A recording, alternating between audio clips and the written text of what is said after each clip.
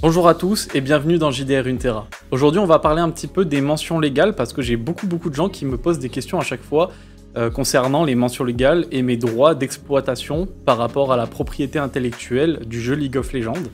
Donc je vais y répondre et je vais mettre d'ailleurs en premier lieu dans la description, je vais mettre un lien qui envoie vers les mentions légales officielles de Riot Games concernant tous leurs produits autour de League of Legends et tous leurs autres jeux. Donc dans un premier temps, on va déjà parler de ce que j'ai le droit et ce que je n'ai pas le droit de faire, en regardant un petit peu point par point ce qu'il est dit dans ces mentions légales. Pour commencer, j'exploite un univers fictif connu, qui est celui de Runeterra, de League of Legends, voilà, du monde du jeu League of Legends. C'est un univers dans lequel on a le droit d'utiliser la propriété intellectuelle, tant qu'elle ne dépend pas de fins commerciales. C'est-à-dire que je n'ai pas le droit d'éditer un livre qui contient du contenu autour de Runeterra, autour de League of Legends. J'ai pas le droit de vendre des produits officiellement, que ce soit sur internet ou directement en boutique, qui concernent cet univers-là. Donc techniquement, le projet de financement participatif n'entrave pas les mentions légales qui sont mises en place par Riot. En gros, je m'explique. Quand on fait un financement participatif, on n'achète pas directement le produit. C'est-à-dire que moi, je vais me proposer d'écrire un univers, d'écrire un jeu de rôle, de mettre en place tout un système, etc. dans un univers connu qui est protégé par des mentions légales, mais avec un droit de propriété intellectuelle ouvert. Et en contrepartie, je demande pour m'aider à écrire tout ça, que les gens, s'ils veulent faire un don, pour venir un peu renflouer le temps passé à le faire. Voilà. C'est-à-dire que je ne vends pas un produit issu de cet univers-là. Vous ne retrouverez pas un livre édité. Voilà, il y aura juste peut-être un livre avec des impressions, à la limite. C'est même pas un livre, hein, c'est juste des feuilles blanches, etc. Ce qui d'ailleurs m'embête un petit peu parce que j'aime beaucoup le design et j'aurais vraiment aimé avoir un vrai livre, etc.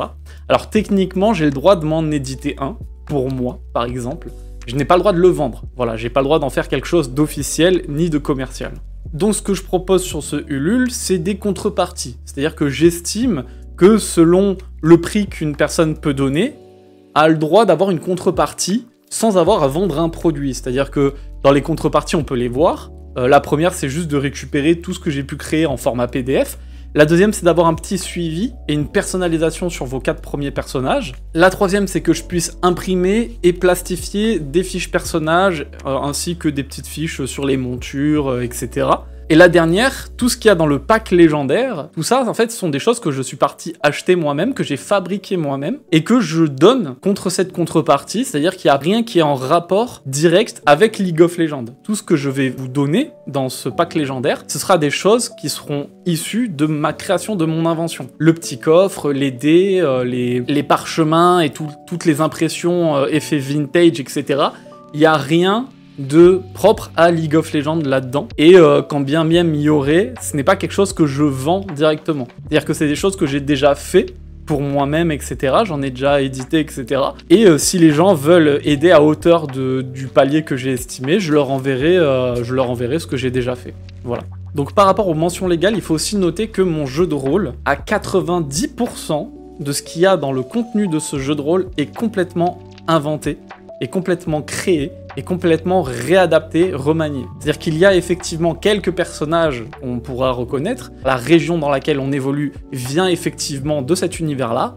Par contre, il y a beaucoup de villes qui sont fictives, que j'ai rajoutées, mais toutes dans un esprit de cohérence par rapport au lore, parce que je suis très fan du lore, hein, il faut le souligner aussi. Des personnages que j'ai réadaptés ou que j'ai créés, des bestiaires, des capacités, un système de gameplay, un système de jeu. Tout ça, en fait, ça a été inventé. Voilà, on n'est pas sur quelque chose qui a été copié. Je veux dire, même, je me suis bien sûr inspiré de différents jeux de rôle que j'ai pu moi-même expérimenter, voir sur des plateformes, etc.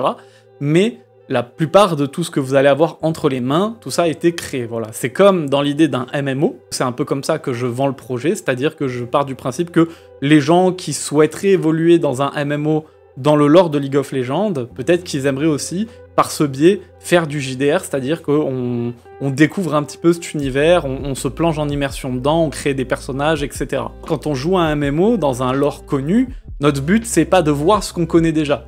Notre but, c'est aussi de découvrir des choses qu'on connaît pas, de découvrir des régions, de découvrir des mécanismes, de découvrir des, je sais pas moi, de la magie, des personnages, etc.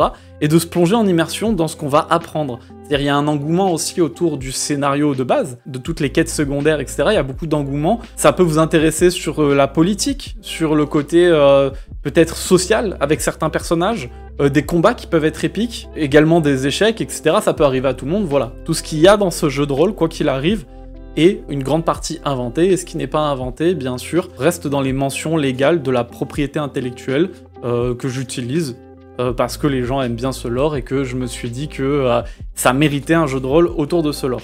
Donc on va se pencher maintenant un petit peu sur les démarches que j'ai fait. Je me suis bien sûr rapproché d'un avocat, un avocat un peu bénévole qui m'a aidé, qui m'a expliqué grosso modo ce que j'ai le droit ou pas le droit de faire. Voilà, donc on s'est penché sur le Ulule, il a bien observé, il m'a dit que tout était en ordre, et que actuellement, alors si jamais ça arrive, bien sûr que on peut s'imaginer que Riot a envie de venir casser les pieds, de venir... Alors je pense pas que ça arrive, mais si jamais vraiment ça arrive, il faut savoir qu'il y a un plan B, ce que j'ai prévu de base, c'est-à-dire que je prends exactement ce que j'ai créé jusqu'à maintenant, et je change juste les noms, je change de skin. C'est-à-dire qu'on devient, on change de région, on change de personnages principaux, Ashe n'est plus Ashe, elle reste l'esprit du personnage de Ashe, mais dans un autre personnage. Ça peut être une autre race, ça peut ne pas forcément être une humaine, etc.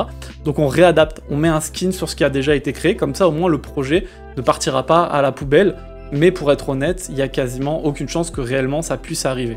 De toute façon, il faut prendre quelque chose d'important en compte, c'est que une fois que la collecte sera passée, à la hauteur de ce qu'elle devra passer, mais voilà, j'avais mis le palier à 3400 de base.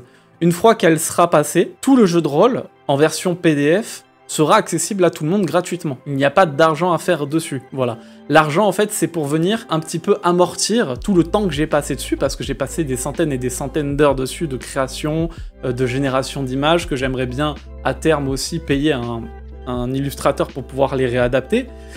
Tout ce que j'ai fait actuellement, je l'ai fait donc de base bénévolement. Maintenant, j'aimerais bien un petit peu amortir ça, histoire de me dire, ok, on rentabilise, ok, ça va me motiver en fait à créer la suite. Ça va me motiver à me faire une seconde saison. Ça va me motiver un petit peu à potentiellement développer quelque chose, et peut-être aussi me motiver à créer un autre jeu de rôle, qui lui, pour le coup, sera un univers complètement inventé de ma part, et que j'aurai bien sûr le droit d'exploiter commercialement, et que je pourrais potentiellement éditer et vendre même voilà, sur internet, en grande surface, etc. Donc voilà, c'est vraiment pour me plonger dans cet univers du jeu de rôle, et pour voir un petit peu comment vous allez accueillir ce projet. Jusqu'à maintenant, on arrive à un stade qui stagne encore un petit peu, mais j'y crois. Je pense que même si ça marchera pas ce coup-là, je prévoirai un prochain coup un petit peu plus préparé, c'est-à-dire que là je suis en train de travailler sur un one-shot que je compte vous mettre entre les mains, normalement en fin de semaine il sera terminé. Je vais d'abord le faire passer sous le regard de gens qui s'y connaissent un peu plus, et ensuite je le publierai bénévolement, gratuitement à tout le monde.